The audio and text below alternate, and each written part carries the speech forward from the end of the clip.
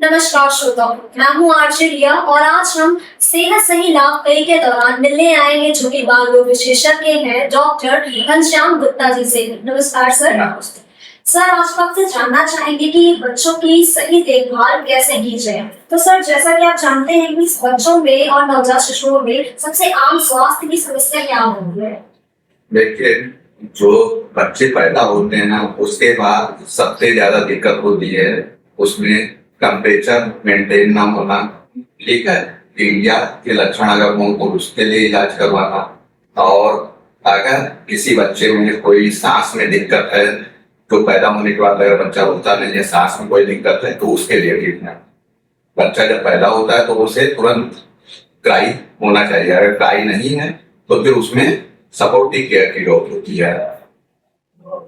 तो सर, नवजात शिशु की जो देखभाल है उनके शुरुआती दिनों में माता पिता को किन किन चीजों का ध्यान रखना चाहिए?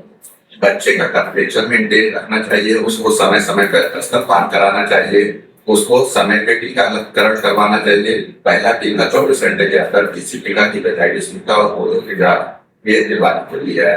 अगर पैदा होने के बाद बच्चे में 2 से 3 दिन में अगर बच्चा थोड़ा पीला दिखे, दूसरा पीलिया की जांच करवाना चाहिए। उसको तुरंत अगर पीलिया आता है तो कोलोनोस्कोपी में रखवाना चाहिए।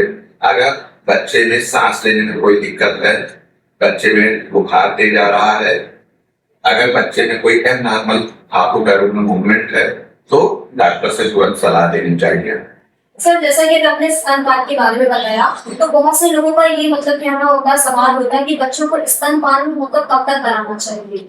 स्तनपान 2 साल तक कंटिन्यू रखना चाहिए। 6 महीने तक बच्चे को केवल माँ का दूध पिलाना चाहिए। 6 महीने के बाद उसको कॉम्प्लीमेंट्री फीड देना शुरू कर देना चाहिए। तो सर, बच्चों के जन्म के बाद जो टीकाकरण जो आपने कहा वो कब से शुरू करना चाहिए?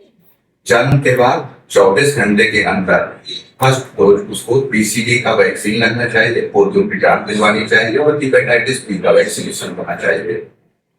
सर, जैसे कि बहुत सारे बच्चे आपके पास आते होंगे, तो क्या कोई स्क्रीनिंग जैसे फोन स्क्रीनिंग जैसे आता है और वो प्रॉब्लम आपके पास आई कि इससे बच्चों को मैसेज हर बच्चा फोन पे समय बहुत ज्यादा कर रहा है, जिससे उसके कॉग्निटिव डेवलपमेंट में कर पड़ता है तथा बच्चा चिड़चिड़ापन रहता है, भोगता कम है, लोगों से कम्युनिकेशन करता है। तो बच्चों को कभी भी मोबाइल नहीं देना चाहिए। तो सर, बच्चे जिद करने लगे तो उसके बारे में माता पिताओं को सलाह क्या देंगे? बच्चे के साथ इंटरैक्ट करें, बच्चे के साथ प्ले करें, बच्चे को कुछ सीखने की आदत डालें, बच्चे को आउटडोर एक्टिविटी कराएं, उसमें इन्वॉल्व करें। अब आप पेरेंट्स को क्या सलाह देना चाहिए, क्या संदेश होगा बच्चों के लिए, नवजात शिशुओं को लेकर और जो बच्चे बड़े हो गए? देखिए, इस समय मौसम तेजी से बदल रहा है, अभी बारिश हो रही है, इस समय वायरल बहुत तेजी से फैला हुआ है। अगर किसी को फीवर आ रहा है तो घर पे अगर पैरासीटामॉल है तो उस समय बुखार की दवा पैरासीटामॉल दे दें, क्योंकि पहले से मालूम होना चाहिए कि हाँ उनके बच्चे को कितना डोज चाहिए। और अगर कभी तेज बुखार हो तो कोल्ड स्पार्किंग करनी चाहिए। जैसे बच्चे का हाइड्रेशन मेंटेन रखना चाहिए, उसको साफ पानी पिलाना चाहिए, लिक्विड ज्यादा से ज्यादा देना चाहिए। अगर कोई दिक्कत लगे तो डॉक्टर को तुरंत दिखाना चाहिए। इस समय वाटर बॉर्न डिजीज ज्यादा हो रहे हैं, जैसे पीलिया और मॉस्किटो से मलेरिया, डेंगू, ये सब की तेजी से फैल रहे हैं। तो ऐसे में तो छत के ऊपर पानी एकत्रित हो रहा है, किसी वेसल्स को उस सबको एकत्रित नहीं होने देना है, साफ सफाई रखना है ताकि मच्छर ना पनपे और डेंगू मलेरिया से बचाव हो सके।